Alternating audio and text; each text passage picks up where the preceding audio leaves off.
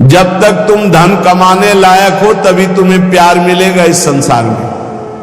बहुत सुंदर उपदेश है। जब तक तुम धन कमाने लायक हो तभी तुम्हें कहेंगे मेरा पति, मेरा पिता, मेरा भाई, मेरा अमुक अमुक। और जिस दिन तुम धन कमाने लायक नहीं रहेंगे उस दिन कोई बात नहीं पूछेगा, पक्की बात है। वाह वाह जब चल रहा है तो सब हाथ मिलाएंगे, और जब बुरा समय आएगा तो तुम्हारी गली से निकलना हो ठीक नहीं समझेगी कि अगर उधर निकलेंगे कहीं वो मिल न जाए और कुछ मांग न ले, कुछ कह न दे। जब तक तुम धन कमाने लायक हो, तुम्हारे पास धन है, तभी तक तेरे को प्यार मिल रहा है संसार से, परिवार से। और जब तू रोगग्रस्त हो जाएगा, जराग्रस्त हो जाएगा तो कोई भी तेरे से बात नहीं पूछेगा, बात नहीं करेगा। अरे मूढ़, इसलिए तू निरंतर गोविंद का भजन कर ले, गोविंद का भजन कर ले, गोविंद का भजन कर ले। ये आशा परिवार की भोगों की इतनी सुदृढ़ है, आंसी ये कि नहीं कटती है। बूढ़ा हो गया है, त्वचा सब ढीली हो गई, हड्डी हड्डी दिखाई देती है, सिर के बाल सब पक गए, दांत एको नहीं रह गए, लाठी लेके चल रहे, फिर भी वही परिवार की ममता। दरवाजे पे बैठा वही परिवार के विषय में सोचता रहता है। ये नहीं सोच रहा कि मृत्यु नजदीक आ रही, भगवान का भजन कर ले, अपने जीवन को सार्थक कर ले। अरे बूढ़, तू निरंतर गोविंद का भजन कर ले, गोविंद का भजन कर ले, कोई तेरे काम आने वाला नहीं। जब अवस्था ढल जाती है तो काम वेदना अंदर रहती, लेकिन काम क्रीड़ा नहीं हो पाती, जलता रहता है वो वृद्ध। जब जल सूखने लगता है तो जलाशय जिसने उसमें जो अंदर होते कछुआ, मछली, मेढक, जो भी जीव सब व्याकुल होने लगते हैं। क्या जलाशय, जब जल सूख गया, अवस्था निकल गई तो क्या विकार, काम विकार उसे जलाता रहता है। वो चिंता से जलाशय में डलते रहते हैं कि अब पानी सूखा, मरेंगे। ऐसे ही जब धन नष्ट हो जाता है तो कोई परिवार का मित्र, रिश्ता, नाता कोई निर्वाह नहीं करता। सच्ची हमने देखा है, ये दृश्य देखे। इसी प्रकार अगर तत्व ज्ञान हो गया तो संसार से तुम मुक्त हो जाओगे। इसलिए तत्व ज्ञान प्रदान करने वाले भगवान गोविंद का भजन कर। दिन व्यतीत हुआ, रात आई, रात व्यतीत हुई, प्रातः हुआ, फिर दिन व्यतीत हुआ, फिर सायं आई। तुम्हारी आयु नष्ट हो रही, गए 24 घंटे, अब पता नहीं कितने घंटे, कितने मिनट हैं। शिशिर गई, शिशिर ऋतु, बसंत ऋतु आई, वर्षा आई, ग्रीष्म आई, शरद आई, गए। हर ऋतु 2-2 महीने अपना प्रभाव दिखाकर हमारी 2 महीने की आयु गई, ऋतु गई, दिन गया, रात गया, आयु बीतती चली जा रही है, आशा बढ़ती चली जा रही है। ऐसा मकान बना लेंगे, ऐसा कर लेंगे, ऐसा कर लेंगे। अरे मूढ़, मरने का समय आ रहा है। रोज दिन जा रहा है, रात्रि जा रही, सायं व्यतीत हो रहा, ऋतुएं निकलती चली जा रही हैं। तुम्हें आशा रूपी फांसी ने ऐसा बांध रखा है, इतना कमा लिया, अब इतना कमा लेंगे, इतना कर लिया, वैसा कर लेंगे। ये तुम्हें पता नहीं कि तुम्हें मरना है, तुम्हारी आयु नष्ट होती चली जा रही है। आशा रूपी इस फांसी को काट लो। कैसे? भज गोविंदम, भज गोविंदम, गोविंदम भज मूढ़मते। अरे मूढ़मती, गोविंद का भजन कर ले, गोविंद का भजन कर ले, गोविंद का भजन कर ले। नहीं, मृत्यु के समीप आने पर ये व्याकरण का शब्द डुक्रिंच करने, ये तुम्हारी रक्षा नहीं कर पाएगा। ये व्याकरण, ये पढ़ाई लिखाई, ये तुम्हारी मृत्यु पर विजय प्राप्त नहीं। मृत्यु पर गोविंद गोविंद हरे मुरारे, गोविंद गोविंद मुकुंद कृष्ण, गोविंद गोविंद रथांग पाणे, गोविंद दामोदर माधवेति, ये भगवान नाम ही तुम्हारी रक्षा करेंगे। जिसने गीता जी को पढ़ा, श्रीमद् भागवत गीता जी, कुछ लोग तो इस भेद ही नहीं जान पा रहे हैं कि श्रीमद् भागवत और श्रीमद् भगवत गीता जी अलग है, नहीं जान पाते हैं कई लोगों के ऐसे। जिसने जो युद्ध क्षेत्र में भगवान श्री कृष्णचंद्र जी ने अर्जुन को 18 अध्याय उपदेश किया, उसे श्रीमद् भगवत गीता जी कहते हैं। और भगवान व्यास देव जी द्वारा रचित श्री सुखदेव जी ने जो 7 दिन में परीक्षित जी को सुनाया, वो श्रीमद् भागवत है।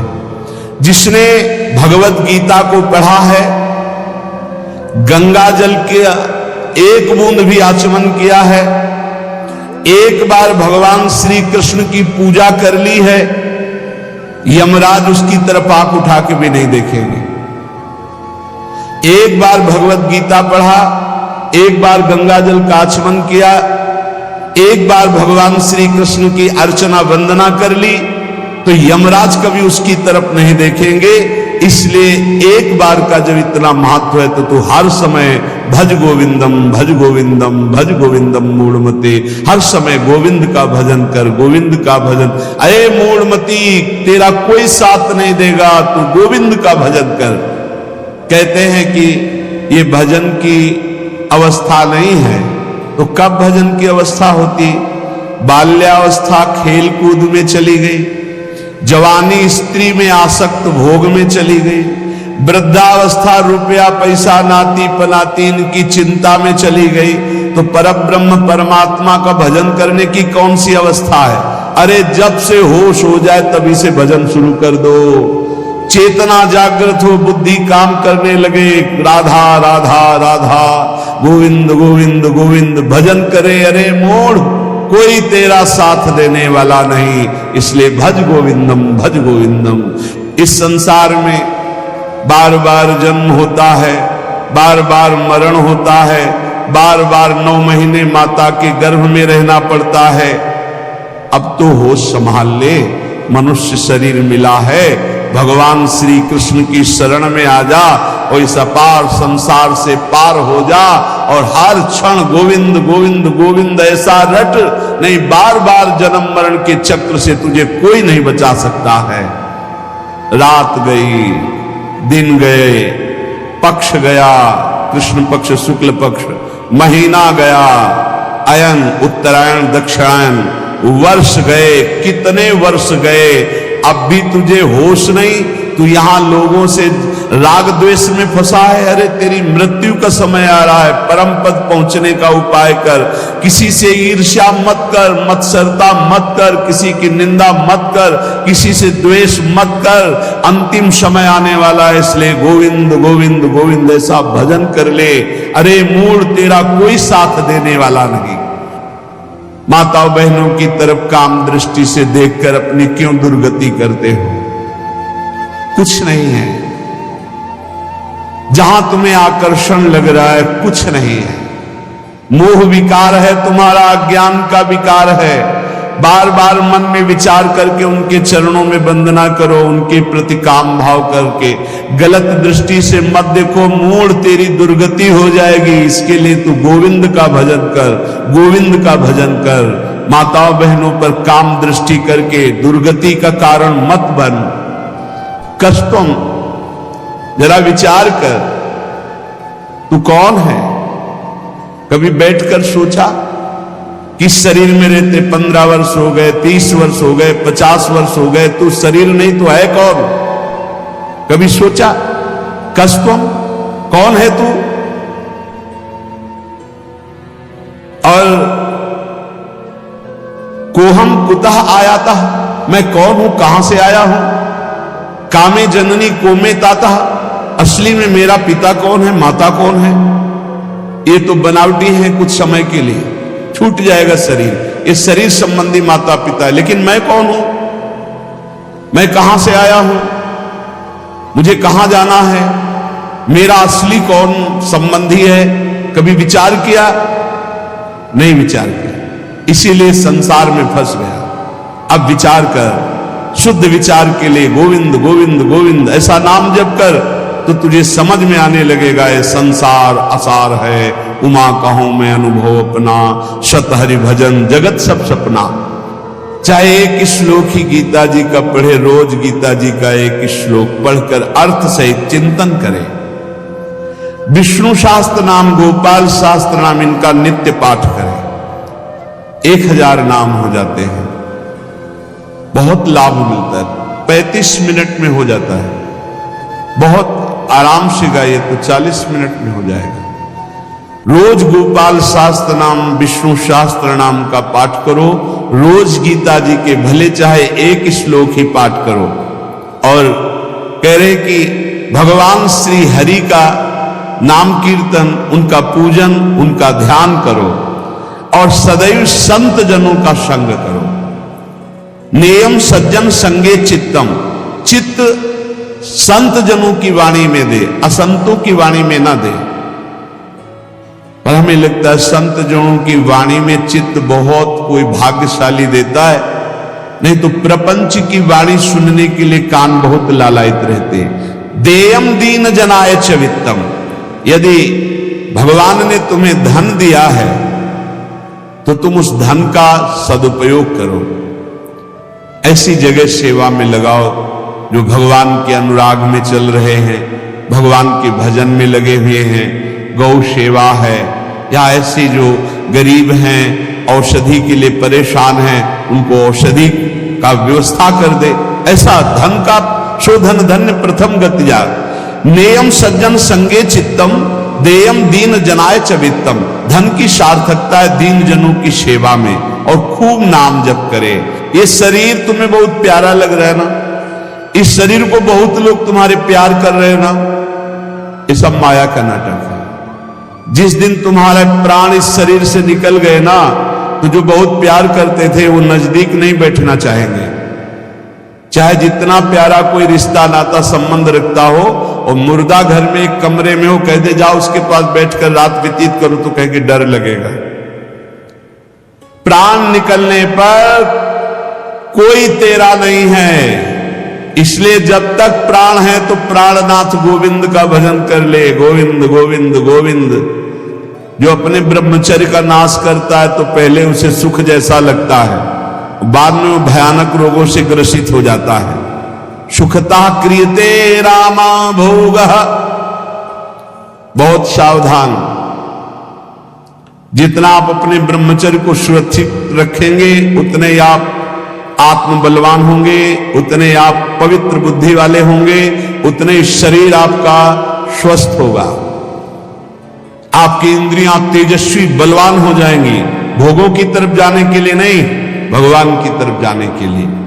और जो काम भोग को बड़ा सुख मान करके रमण करता है, पीछे शरीर जर्जर हो जाता है, बड़े भयानक रोगों से ग्रसित हो जाता है। भाई संसार में सब छूटना है, मरना है, तो सच्चिदानंद को प्राप्त कर लो। लेकिन इसी का उल्टा दुष्ट लोग सोचते हैं, जब मरना ही है तो खूब मनमानी करके मरेंगे। और विवेकी जन, संत जन, जो साधु स्वभाव के, कि जब मरना ही है तो पापाचरण क्यों करना है, मुझे अच्छे आचरण करके उत्तम गति को प्राप्त करना है। इसलिए कोई भी पापाचरण मत करो। पापाचरण जन्म जन्मांतर में तुम्हें दुख ही प्रदान करेगा। हर समय गोविंद गोविंद गोविंद ऐसा भजन करो। तन ढकने के लिए यदि चिथड़े भी हो तो चलेगा, तन ढकने के लिए, शरीर पोषण के लिए ज्यादा चिंता मत करो, ये तन भी जलेगा, सड़ेगा, नष्ट होगा। इसलिए पापाचरण करके बहुत अच्छे कपड़े पहनने को मिले तो हमारे लिए नरकगामी स्थिति ही है। वर्तमान में भी पापाचरण के द्वारा शरीर को मत सजाओ, मोटी सोने की जंजीर, बढ़िया कपड़ा, कुछ नहीं। ये अग्नि में भस्म होने वाला शरीर है, ये नष्ट होने वाला शरीर। पापाचरण करके इसे सजा रहे हो और पाप करके दुर्गति भोगोगे। एक मार्ग है ऐसा जो तुम्हें इस जन्म में पुण्य और पाप दोनों से बचाकर भगवत प्राप्ति करा दे। वो भगवान का मार्ग है। न मैं हूं, न तू है, न ये संसार है, एकमात्र भगवान है। इसलिए भगवान की शरण में हो जा और गोविंद गोविंद गोविंद ऐसा भजन कर। चाहे गंगा सागर चले जाओ, चाहे बड़े बड़े उपवास कर लो, चाहे बड़े बड़े दान कर लो, जब तक भजन नहीं करोगे तब तक ज्ञान नहीं होगा। क्या ज्ञान? ये संसार में एकमात्र वासुदेव हैं। बहुनाम जन्मनावंते ज्ञानवान माम प्रपद्यते वासुदेवा सर्वमित सा महात्मा सुदुर्लभा, एकमात्र भगवान सर्वत्र है, ये अनुभूति जब तक नहीं होगी तब तक संसार चक्र में तुम्हें बार बार आना पड़ेगा। तो ये ज्ञान कैसे होगा? बोले निरंतर नाम जप करने से। चाहे गंगा सागर दौड़ आओ, चाहे बड़े बड़े उपवास कर लो, चाहे खूब दान कर लो, जब तक भजन नहीं करोगे तब तक शुद्ध ज्ञान नहीं होगा। और शुद्ध ज्ञान हुए बिना सर्वान वस्तुतया निरीक्ष परम स्वाराध बुद्धिर्मम, आपको भगवत प्राप्ति नहीं होगी। इसीलिए कह रहे बार बार गोविंद का भजन कर, बार बार गोविंद का भजन कर। श्रीपाद प्रबोधानंद जी इसीलिए कह रहे अलम कश्यापि संगत्या तब आलम शास्त्र कर्म भी। जीव भगवान से विमुख होकर संसार को सत्य मानकर इंद्रियों के द्वारा भोगे जाने वाले विषयों में सुख बुद्धि करके, धन मान प्रतिष्ठा कीर्ति इनमें सुख बुद्धि करके वो भगवान से विमुख हो गया है। वो अज्ञान में ही अपने को सुखी मानता है। कोई बिरला ऐसा है जो अज्ञान का त्याग करके भगवान की शुद्ध भक्ति में अपने चित्त को जोड़ पाता है। श्रीपाद कह रहे हैं बिना वृंदावन की कृपा के, बिना वृंदावन के रसिकों का संग किए, बिना वृंदावन की रजरानी का सेवन किए प्रेम लक्षणा भक्ति जागृत नहीं होती। क्योंकि प्रेम समुद्र है वृंदावन, और हमारे अनंत जन्मों के ऐसे अपराध, इस जन्मों के ऐसे पाप हैं जो विशुद्ध प्रेम लक्षणा भक्ति में प्रवेश होने नहीं देंगे। तो इन महत पापों का नाश श्रीधाम वृंदावन का आश्रय वास ये नष्ट कर देता है, बड़े बड़े अपराधों को धूल धूसरित कर देता है। श्रीपाद कह रहे हैं संतु विधर्मा सतसः सद्धर्मायान्तु सर्वेस्तमो यदि वृंदावन मंगी कुरुते मम का तदा चिंता। यदि श्री जी की कृपा से वृंदावन ने मुझे स्वीकार कर लिया, कैसे हम जाने कि हमें वृंदावन ने स्वीकार कर लिया? जब हमारे हृदय में एक आश्रय जागृत हो जाए कि हमसे साधन तो भले उस कोटि का नहीं बनता, पर वृंदावन धाम की कृपा है। वृंदावन की कृपा से वृंदावन के अतिशय लाडले युगल सरकार हमको इसी जन्म में प्राप्त हो जाएंगे। वृंदावन हमारा प्राण है, जीवन है।